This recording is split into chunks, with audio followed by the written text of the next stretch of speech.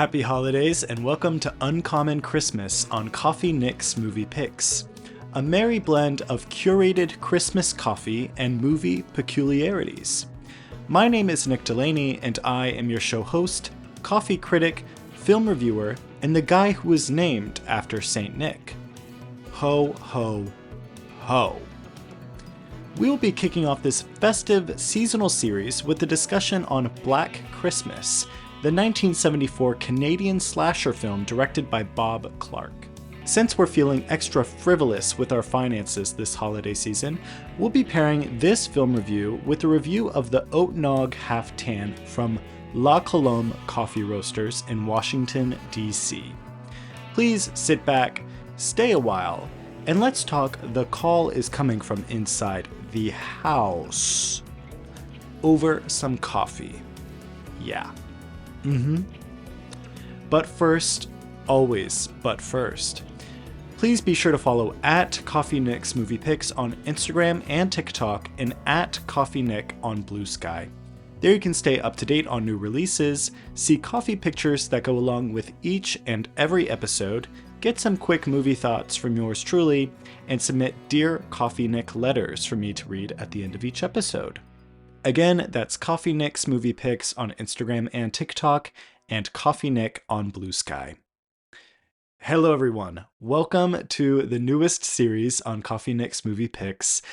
This is going to be something that I hope to do every year.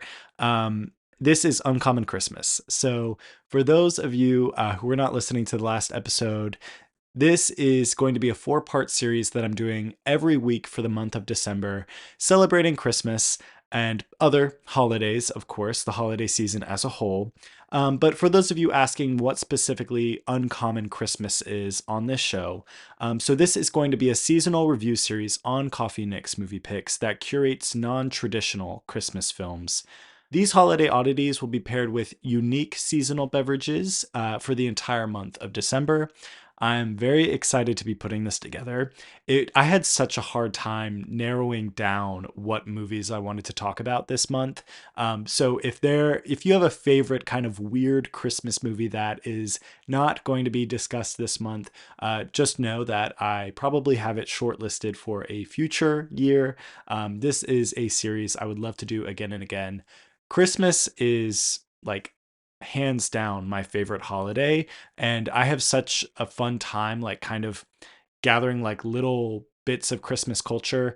I think this all started in my childhood when my mom would read us a story about bad Santa, and it was just kind of like a version of Krampus. For those of you that know kind of the Krampus lore, you probably know at least like the popular movie that was made about Krampus, but this was back like way before that movie when I was a little kid. My mom read us this story about Santa having a twin, and there was this bad Santa and he was locked in a jail, and one year he got out and was just like tearing shit up and ruining everything, and it was really scary. It wasn't like the Grinch where it was sort of whimsical or funny. It was like straight up scary. This was almost like a horror book for kids. So I think, although at the time I was very scared, I think this is where my interest in sort of like odd Christmas culture came from. And I love like Christmas movies that are indirectly Christmas. Obviously, I think the most well-known one is Die Hard. I've watched Die Hard before, but I didn't want to like start this series with something that's so obvious, but I'll be getting to that in a future year probably.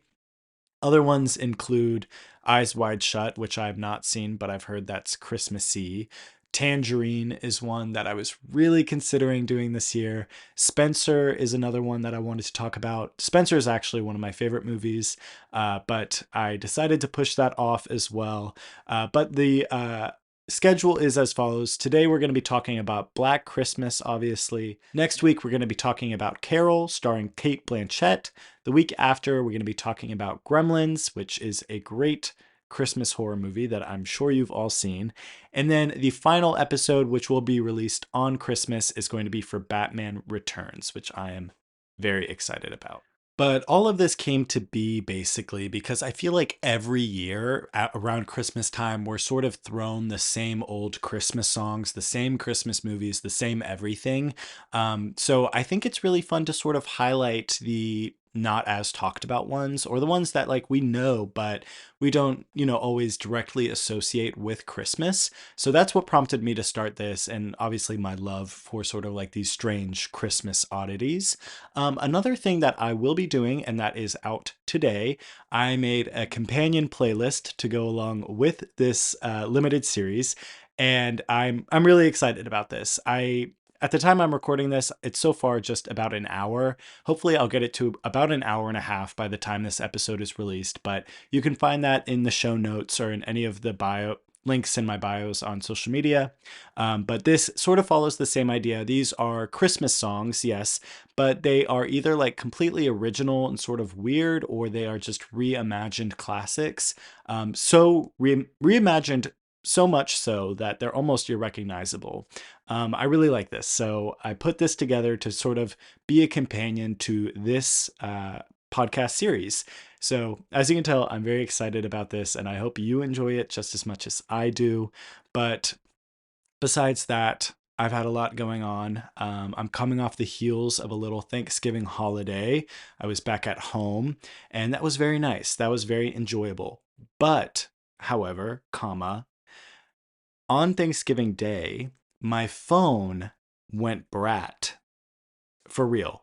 I got the green screen of death on my phone, which I've never heard about until now, but it was looking very brat. I'll put a picture here for those watching along. Um, and yeah, I tried to do a hard reset on it and everything, and it just was not coming back to life. It was not working. So obviously the Apple store was closed on Thanksgiving, so I had to go the next day. And I had an issue with my serial number. Apparently, some guy in Ohio took my serial number, snatched it away. So they were like, we cannot do a repair because we don't know that your phone exists. And I was like, well, you're looking at it. It's right here. So they had to do like file a report, and they're like, this will probably take a day. So I had to wait another day. Long story short, I went 2 whole days, two, without a phone. So I reconnected with nature. I explored my roots. I I don't know, cherished the present, spent time with my family, whatever they did before phones, I guess. Um, Played on my Nintendo Switch because that's what they did before phones. So that was just quite the experience, and it was, everyone in my family, everyone was sure to remind me how enthusiastic I was about the dumb phone community. I talked about this on a previous episode of the show. I think it was the Honora one, but I'll put the correct one here. The dumb phone community, and like having a restricted phone that doesn't like have social media and everything. They're like, oh, this is a great test, isn't it? And I was like, right, right. So, what did I learn from this? What did we learn? I learned that, I depend on social media for a lot of other reasons besides being addicted to it. It is a great way to connect with friends. And obviously, like, I wasn't able to text friends either. So, I think I was really missing my phone because I usually am texting friends throughout the day. But yeah, not having social media was rough, especially because of this podcast. It's nice to be on social media and make sure like posts are going out for work, even though I wasn't working. That's a big part of my work is social media. Yeah, so, but it was really nice. I've read a book. I'm still reading Little Women, back from the Gretathon when I said I would start that. I'm still reading it. I'm almost done with part one. I'm almost done with part one. And I have to say, it's really good. It's really good.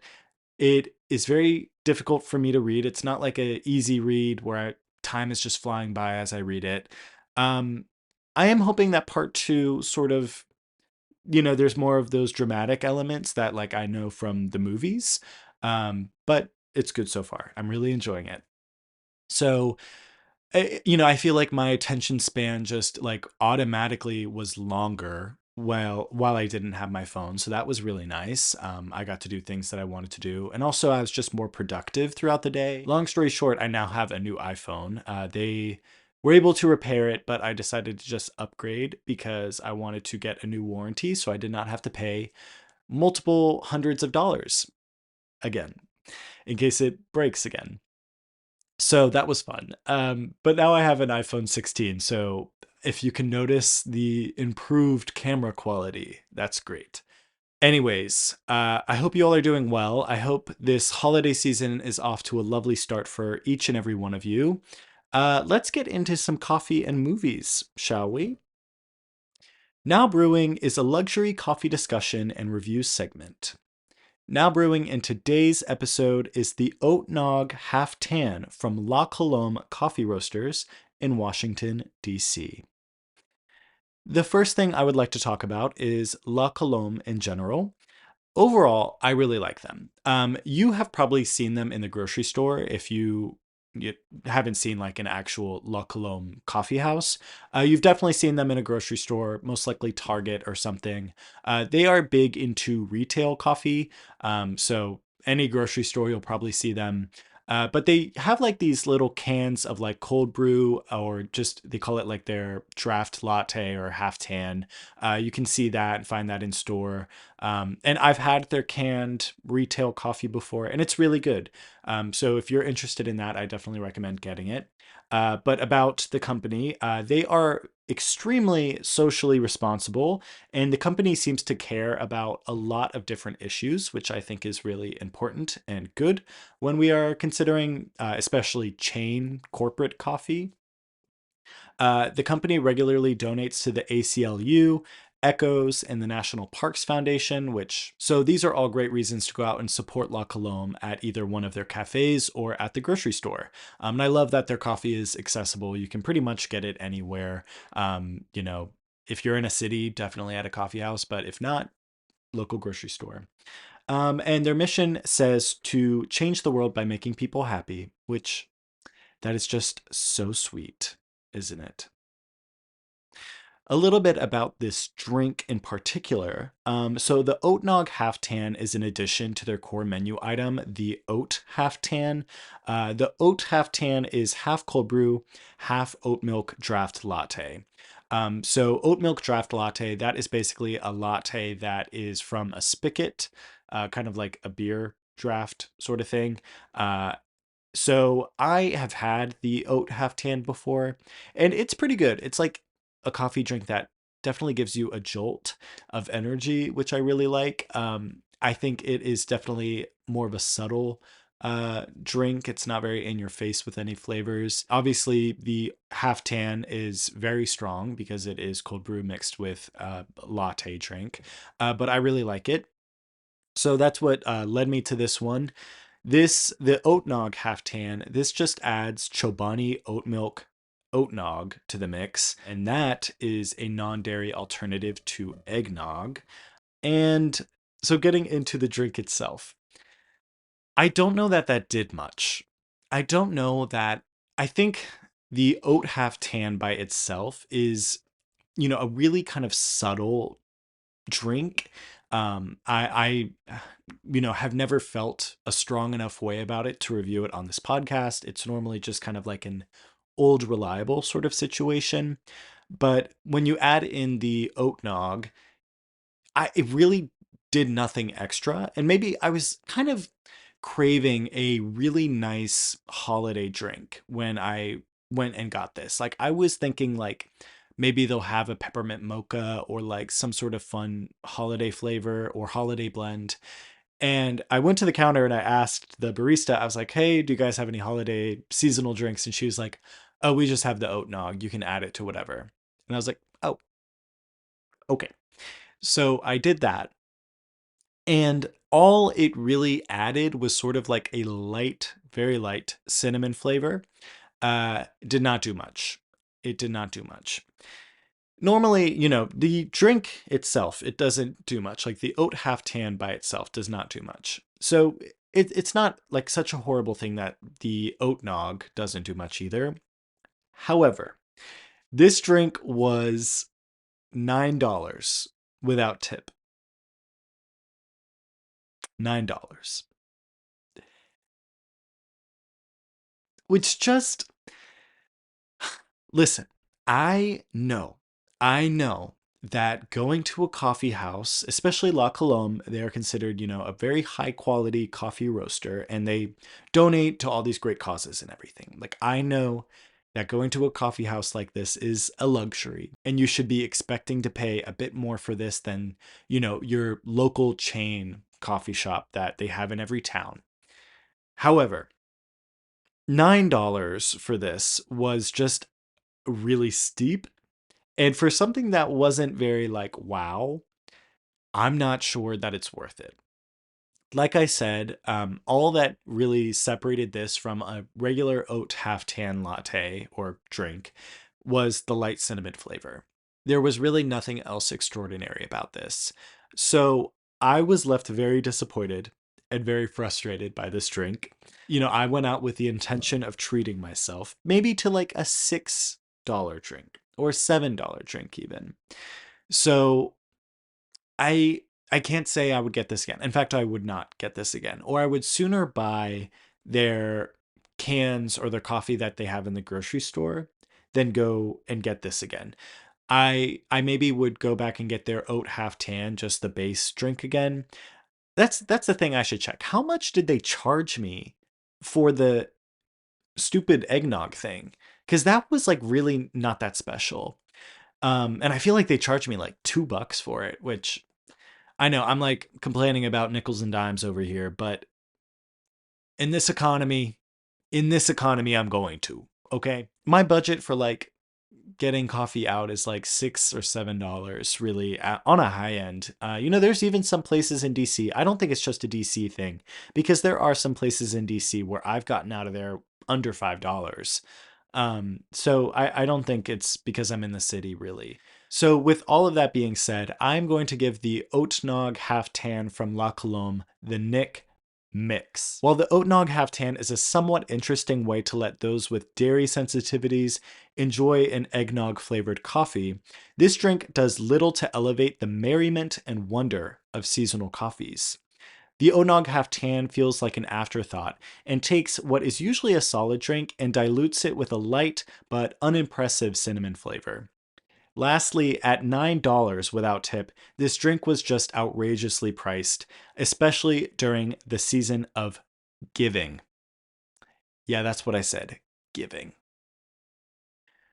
So, like I said, I encourage you to try La Colombe in the grocery stores for sure. But if you're going to an actual coffee house, just expect a little bit of a higher price for just sort of like a high quality but very standard drink. All right, I think it is time to move on to the coffee thought. The coffee thought is an outlet dedicated to voice my many incoherent thoughts over a lovely cup of coffee. What do I want to talk about today? First of all, I'm drinking orange LaCroix, not coffee. One thing about me, I will always have a little special drink on hand. Okay, here's what I want to talk about today. For the first time ever, I think, I have listened to more podcasts than I have music in any given time period. In fact, my life has been very kind of void of music for several days now, which is very rare for me. I remember when I started my first podcast, Deep Talk, which I'll put a little picture here of, it stopped for a reason. So if you go back, just know that it stopped for a reason. While I am very grateful of those who participated in that show, I think it lived its life. When I first started that podcast, I did not listen to any other podcasts, any at all. I really just looked at it as sort of like an audio diary. I never really compared it to, sort of industry standards or what other like major successful podcasts were trying to do. I never tried to replicate those things. I sort of just was creating my own thing and whatever guest I had on the show, I also wanted to make it theirs somehow. I never really listened to it. So going throughout college, I don't really think I listened to podcasts then either. Sort of halfway through college is when I stopped doing deep talk. And then my final year of college, actually right after I graduated, is when I actually started to listen to podcasts again. And it would kind of be like I would listen to one show and I'd listen to it every week. But then I discovered a limited series. So I was listening to kind of like my one show that came out with a new episode every week, but I was also following along in this new show. So what I want to do for this coffee thought, I just kind of want to give my reading list of the podcasts I'm currently listening to. So that first podcast that I really grasped onto coming out of college is Very Delta with Delta Work. Delta Work was one of the contestants on season 3 of RuPaul's Drag Race. That show, I mean, it's very popular and it had a lot of viral moments. And I saw those in TikTok and I was like, oh, this is so funny. I vaguely remember Delta Work from when I watched that season of RuPaul's Drag Race. Specifically, I remember her lip sync where she was holding that box, the whole lip sync. Um, so I was following along with that every week. And plus that one was easy because it's an interview podcast as well. So I could just like, oh, it's like, oh, I know this person. I'll listen to that episode. And now that's been a regular for me ever since. The limited podcast I started listening to around that time is Dolly Parton's America, which that one is a 9-part podcast. So it kind of happened and now it's over. But if you are, even if you're not necessarily interested in Dolly Parton, I recommend listening to that. I found out about that through a conference that I presented my Greta Gerwig research at. Someone was doing research on the South, and they were saying that that podcast was a great inspiration to them. So I listened to it as well. That podcast was honestly life changing. I liked Dolly Parton a lot before that, but that just showed me or told me so much about her that I would have never guessed. And it was so emotional. I cried so many times listening to that podcast. I think it got me through like a lot. That was a very like kind of challenging period of my life when I listened to that. So yeah, that podcast was great and 9 parts and then it's over. And Dolly Parton is like an active participant in that podcast. Like she is interviewed for the first few episodes. And then the last few sort of just, is kind of like down the rabbit hole, like Dolly Parton research almost. Just because she's had such a large impact. What other podcast did I listen to? Bald and the Beautiful. That is a really big one. I have always loved Trixie and Katya. Also, contestants on RuPaul's Drag Race. One of them is a winner. Bald and the Beautiful, hilarious. I love it. I started listening to that one shortly after I started listening to Very Delta. But that's another one I tune into every single week. The Broski Report is a really big one. That one is interesting for me because I was very reluctant about that one starting off. I kind of like didn't know if I wanted to. No offense to Brittany Broski. If she is watching this, I'd be very surprised if she was. No offense to her. But before I started listening to that regularly, I wasn't sure if I wanted to listen to Brittany Broski talk for an hour every week. But there was one episode where she talks about her experience with religion that sold me. I started listening then, and I've listened every week since then. Um, I love the balance she has on her podcast of sort of like academic discussions and also just bullshit where she's just talking about nonsense and rambling forever and ever. Okay, what else? Another big one for me is Evolution of Horror. I guess getting into the movie podcasts. Reese, who has been on this show multiple times, put me on to Evolution of Horror, which is hosted by Mike Munzer. This is a great show. It really just dives deep into so many different genres and subgenres of horror. And even movies that I would have never considered to be horror are included in this. But it's sort of just like an analysis from start to end of the horror genre as a whole. And I think it's really cool. this leads me to my current fixation, which is The Detective and the Log Lady, which is by Mike Munzer as well. It's in the Evolution of Horror Network. But it also is featuring Stacy Ponder. This is a Twin Peaks recap show. Every single episode, Mike and Stacy recap an episode of Twin Peaks. And they spend like an hour and a half to 2 hours discussing the episode in great detail. All I can say is that I wish I was on that podcast. That podcast. So I started listening last week, I think, and I'm on season 2, episode 2 now. And like I said, these are an hour and a half to 2 hour episodes. All I have been doing, also granted, I did not have my phone for 2 days. All I have been doing is listening to this podcast. It is bringing me such great joy. uh, and it's just so nice. Like, I love that they go scene by scene each episode. They talk about every single scene, and discuss the scene.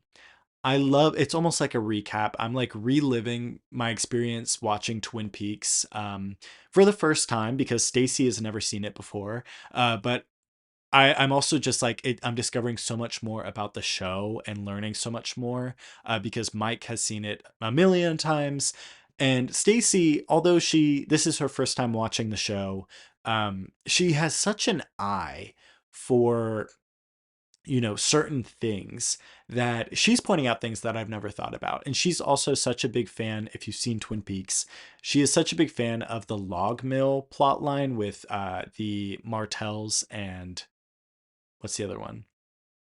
Catherine, Josie, and Pete.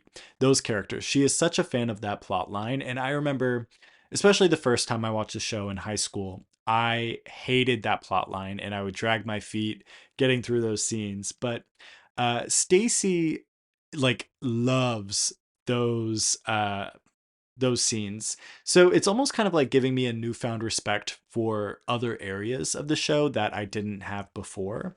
But this show has just been such a joy for me to get through. And they're currently on like episode 23 overall of the show. So I have like a lot of catching up to do, but I am hoping that I can catch up before they get to Fire Walk with Me, which is the Twin Peaks movie. But I have just been in so deep with this podcast. And like I said, this is the first time ever in my life where I've listened to more podcasts than I have music. But I guess this coffee thought is also just a really great way to show where my inspirations come from for my own podcast.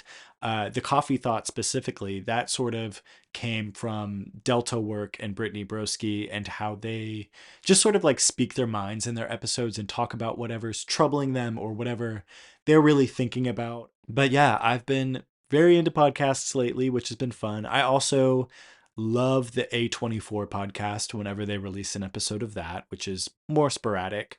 Specifically, there's an episode with Emma Stone and Julio Torres, which I love that one. Okay, enough about that. Let's move on to the Now Showing segment. Now Showing is our feature ideological and critical film review segment by yours truly. Now Showing this week is part 1 of Uncommon Christmas on Coffee Nick's Movie Picks, and we will be screening Black Christmas, the original 1974 version. Don't get it mixed up.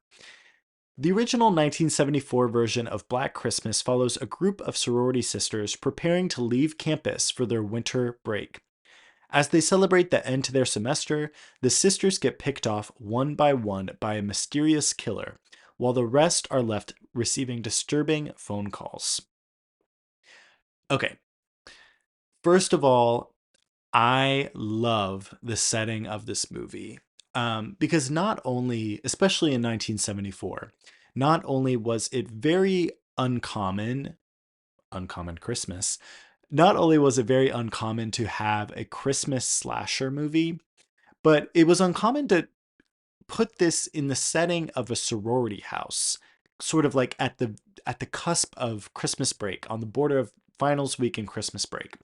Sorry, I call it Christmas break because I went to Catholic school for so many years of my life, but winter break. Um, I think that this setting is really it's so good. It brings back a lot of memories, especially I was an RA at college. So I had to stay for a lot of breaks, or I stayed for one of the breaks the whole way through, but I was always staying late, past when were usually moving out, and I was always getting there early before everyone moved in. So seeing a college campus while nobody's there is such a haunting feeling, or seeing like just hordes of people leaving, and you're all of a sudden like lonely, and the college town is just so much quieter and so much more somber than usual. And I remember when I would have to stay late or get there early or be there the whole time, I remember thinking like this would be a great setting for a horror movie, especially like as an RA doing the hall walks for a dorm that's completely empty. It felt silly, like walking around checking on people that weren't there. Um, it's a great setting for a horror movie. So I love that this movie exists.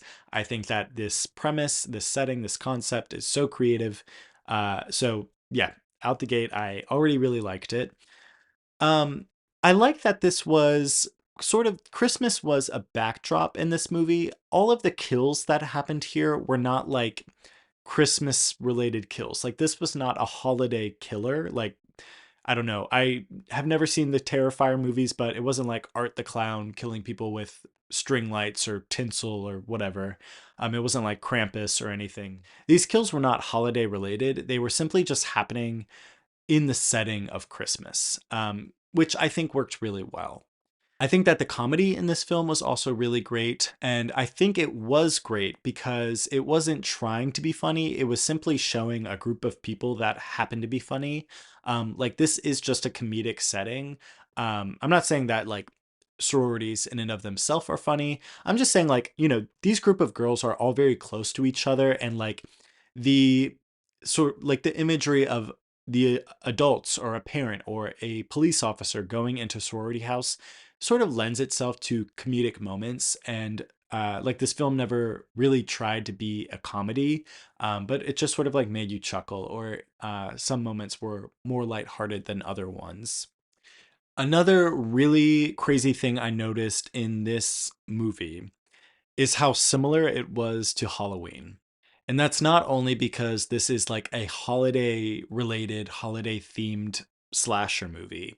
Very close to the opening of this movie, or it even might be the opening of this movie, is a POV shot from the perspective of the killer as the killer climbs the trellis into the attic of these girls' sorority house. And this obviously is very reminiscent of Halloween, which starts with a POV of Michael Myers. I think that Halloween, of course, did the POV shot better. Their POV shot is famous because it's sort of like a twist that you're watching this from the perspective of the killer, Michael Myers, as a child. Um, this one is just sort of like showing it for the sake of being creepy. Like the killer is looking in windows. He's doing heavy breathing, all sorts of creepy stuff. But I thought that this was so interesting seeing how this movie comes before Halloween. So I don't know if Halloween stole Black Christmas's swag, but it's possible. It's possible. So it could be that Halloween took this idea and sort of evolved it, or just happened to have the same idea around the same time. But I think that Black Christmas is sort of like the original. It's the blueprint in a lot of different ways. And it came up with a lot of the tropes that we see today in horror movies.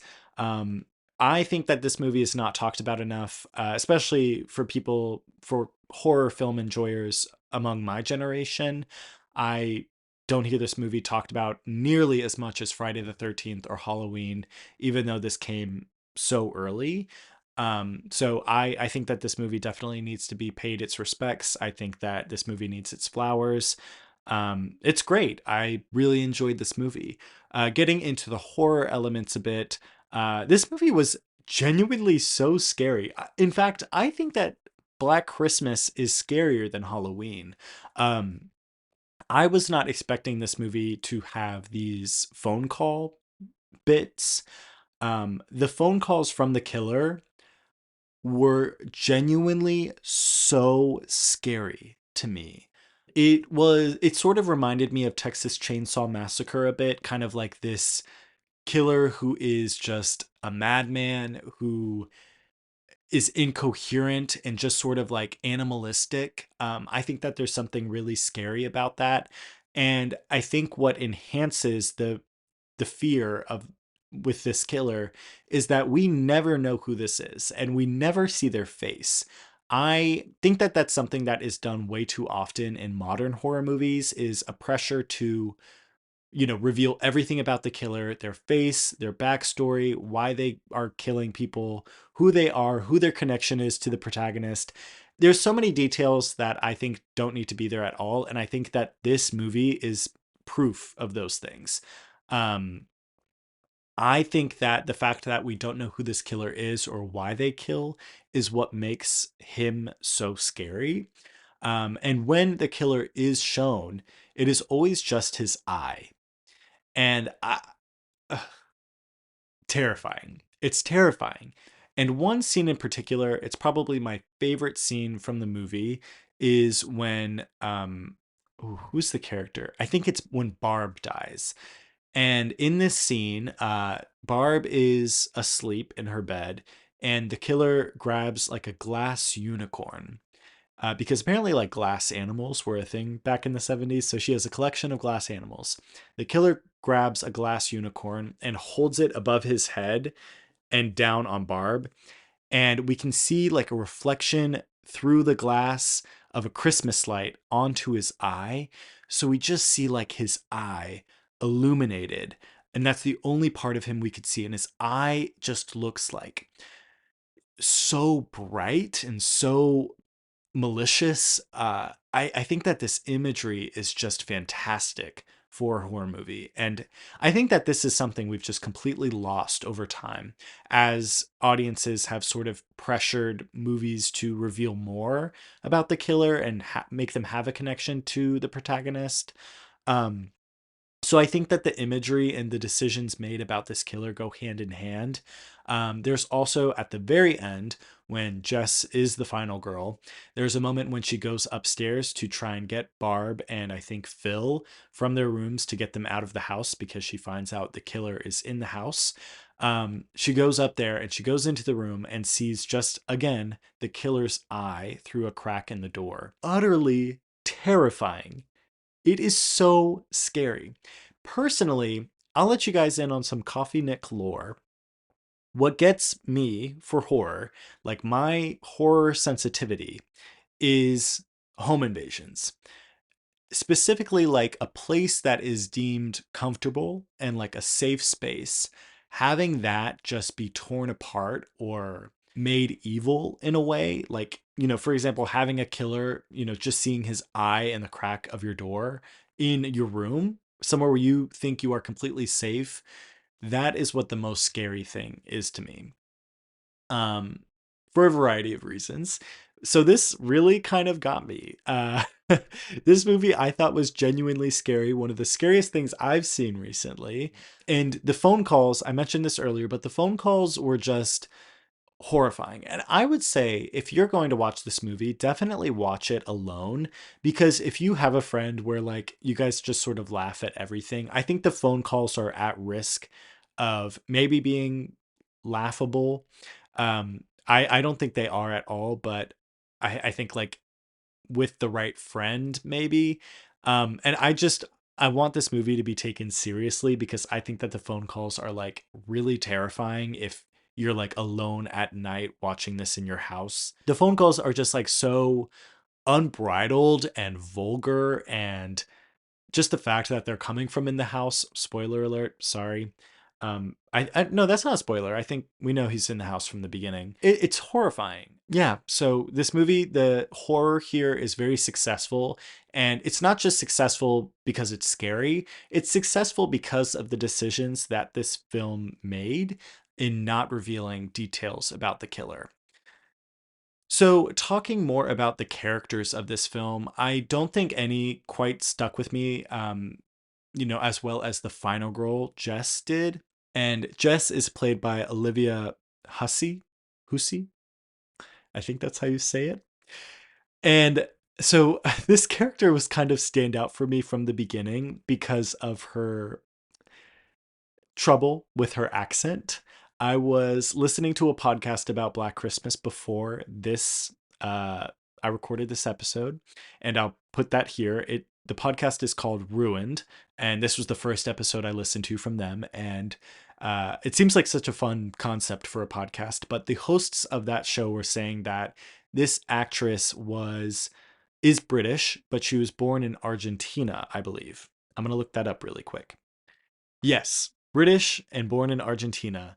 So she sort of has these different layers of accents that she has to work through as this character.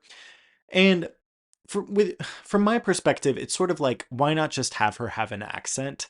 We are at a college. There are a lot of international students at a college, but I feel like audiences wouldn't be able to get around that too easy. I might not either.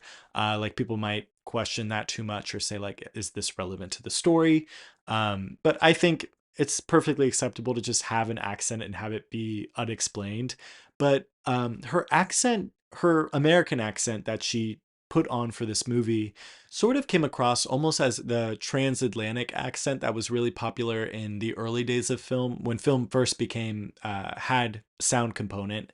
um I It sort of sounded like that, which was really throwing me off. And for a second, I did think she had an accent. I was like, "Oh, is she German?"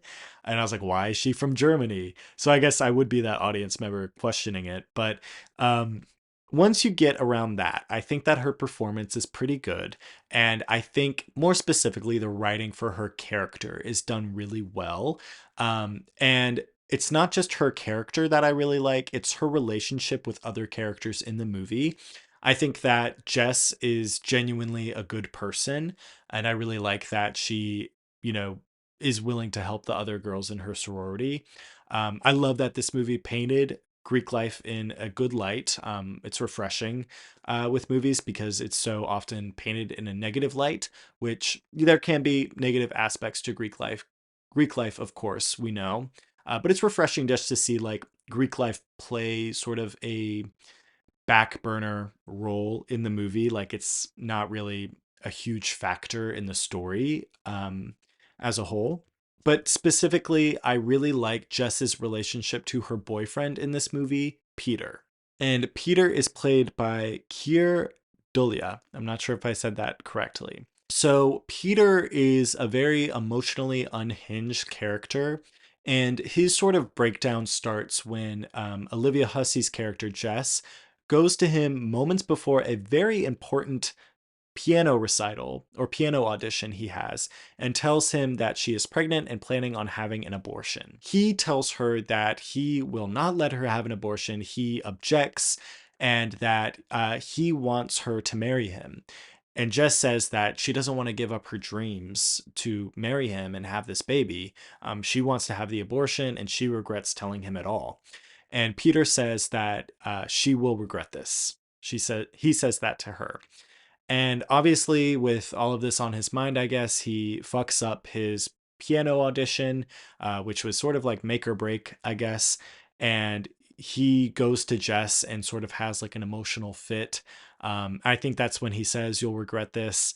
Um, but it's sort of like very high emotions and everything. Um, and I think that the inclusion of this character, Peter, added a lot to this movie because, like I said, we never know who this killer is.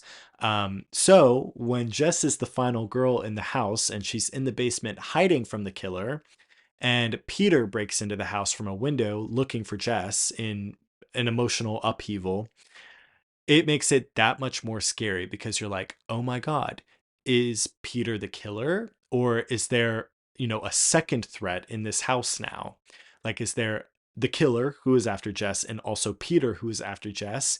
Or is Peter the killer that Jess needs to be afraid of? But I think what is really interesting about this, past sort of like the fear element, is that to the character of Jess, Peter and the killer are now indiscernible. They might as well be the same person.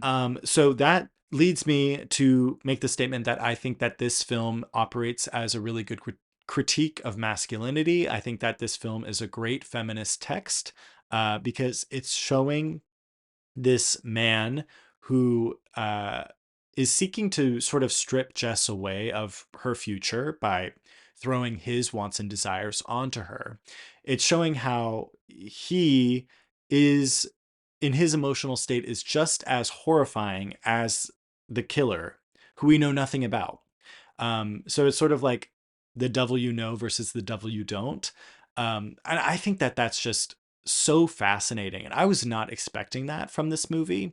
Yeah. And, of course, throughout the whole movie, the police are involved a lot in this movie. And for a majority of the film, the police are basically useless. In fact, they make this worse. And the whole time that the sorority girls are going to the police, talking about the phone calls and talking about Claire, who is the first girl to get murdered slash go missing, the police are brushing it off and they're like, oh, every time a girl goes missing, she's just with her boyfriend.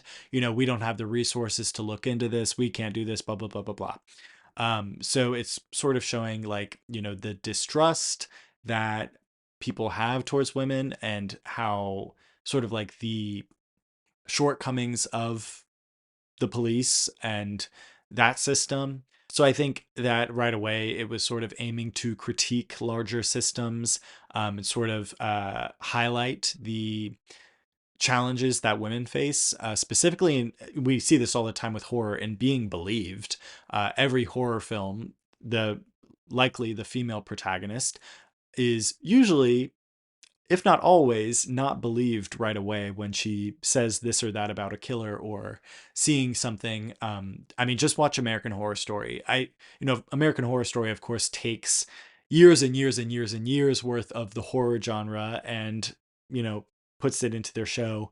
But every single season sort of centers around a woman who is not being believed by the society around her and who's being called crazy and being gaslit.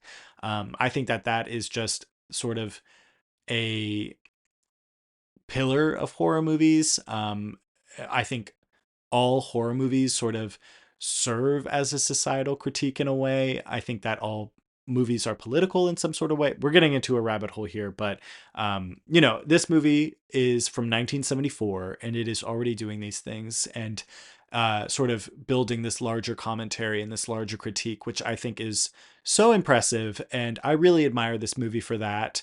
So I admire it because of its critique. I admire it because it is truly and genuinely horrifying. And I admire it because it is a unique, uncommon Christmas movie. All around, I really like it. My last note that I had written down is that Barb is Brat. So do with that what you will. I am going to give Black Christmas, the 1974 version, the Nick pick. The original Black Christmas is not only a holiday essential, but a monument within the horror genre.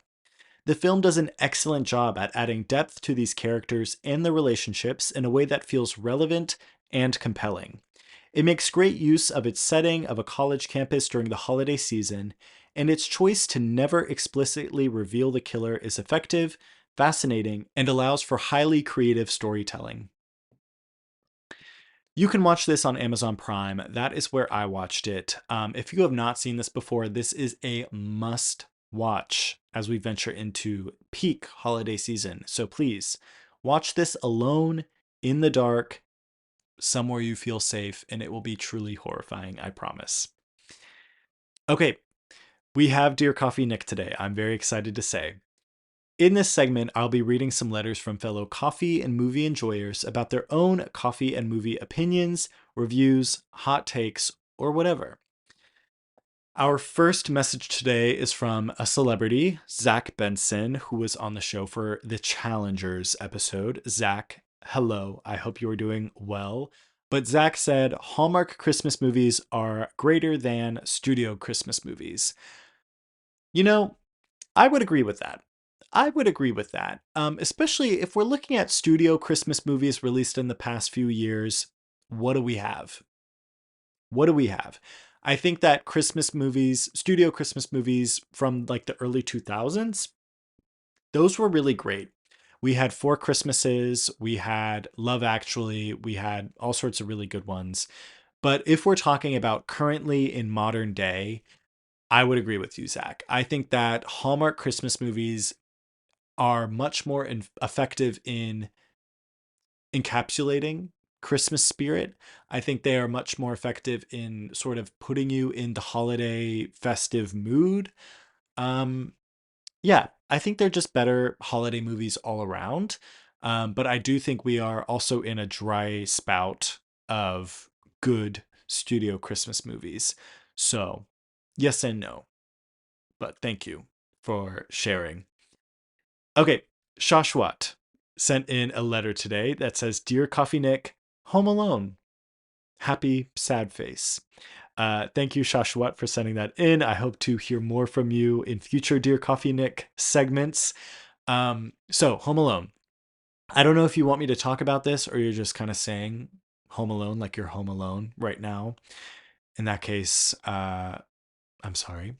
But I guess I'll share my thoughts on Home Alone. And I love it. This, I think you could consider Home Alone to be an uncommon Christmas movie that has sort of achieved like classic Christmas movie standing.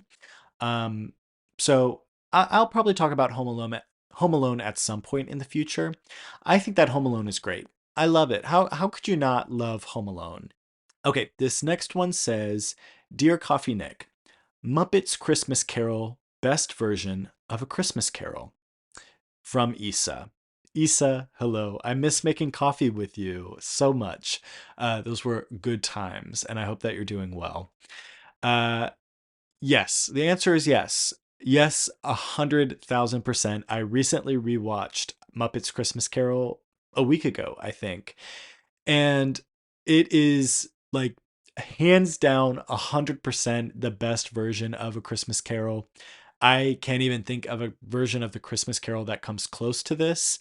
I think that this is great. I think that it does an excellent job of balancing like the seriousness of A Christmas Carol with like Muppets comedy. I think it's also just a prime example of like peak Muppets content, like having a really well known and usually seriously taken actor and placing them in just like a Muppets movie. And they're like the only human actor. It's perfect and I love it. And I think that this is the type of content that Disney needs to look back on and study and try to replicate. This is what we need to see more of. And I just want to talk because the movie is so fresh in my head. I want to talk specifically about one choice that the movie made that I really love. I was thinking that for the Ghost of Christmas Future, that the movie would have the ghoul puppet. I think his name is Mr. Ghastly. I'm going to fact check right now. No, Uncle Deadly. His name is Uncle Deadly. Again, I'm a fake Muppets fan, I think. I'm going to put his picture here. I thought that they would have Uncle Deadly play the Ghost of Christmas Future because that's supposed to be like a scary ghost. And I was like, oh, okay, he's like the scary Muppet. They'll put him there. And instead, they actually got like a human actor to go into like a giant ghost, terrifying ghost costume for this part. And that's just like the sort of decision making I love. It's like, okay, let's use Muppets the whole way through this movie. And then for like the really scary part, let's just go like balls to the wall and be genuinely horrifying in a kid's movie. I love that type of stuff. So that's just like one thing I wanted to talk about from A Muppets Christmas Carol that I love. Thank you, Issa, for sending that in. This next letter says, Dear Coffee Nick, what is your favorite underrated Christmas movie trope? And this is from Jack Farmer. Hello, Jack Farmer. I hope you are doing well. So nice to hear from you yet again. This one I have to think about. This is a very specific question. And it's hard to think about this one because I tend to go towards uncommon Christmas movies that don't follow tropes. So let me think for a second. Okay, here are some.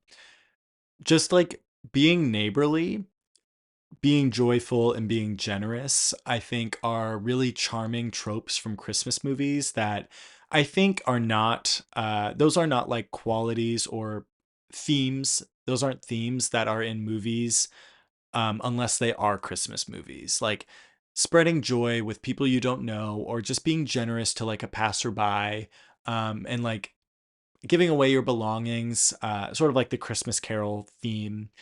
Those aren't really used unless it's in a Christmas movie.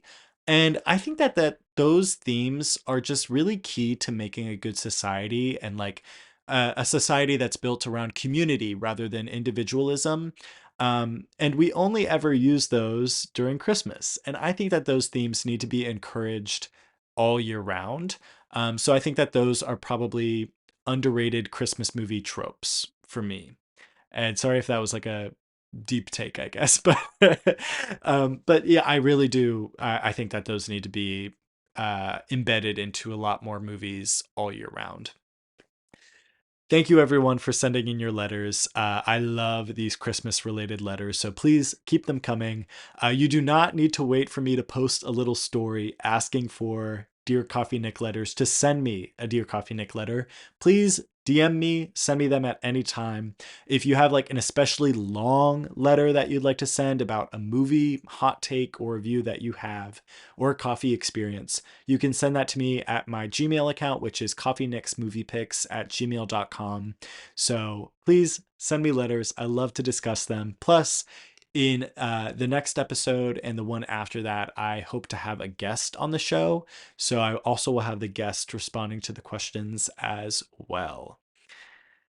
Thank you so much for tuning into Uncommon Christmas on Coffee Nick's Movie Picks. If you like what you heard, please be sure to give the show a rating on Apple Podcasts and Spotify and leave a review. It really helps the podcast get discovered. Once again, thank you for tuning in, and until next time, I will be listening to The Detective and the Log Lady.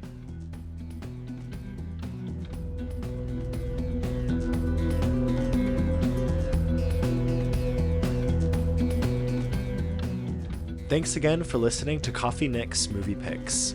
Our opening theme is The Moondrops, and our closing theme is March of the Hares, both songs by Nathan Moore.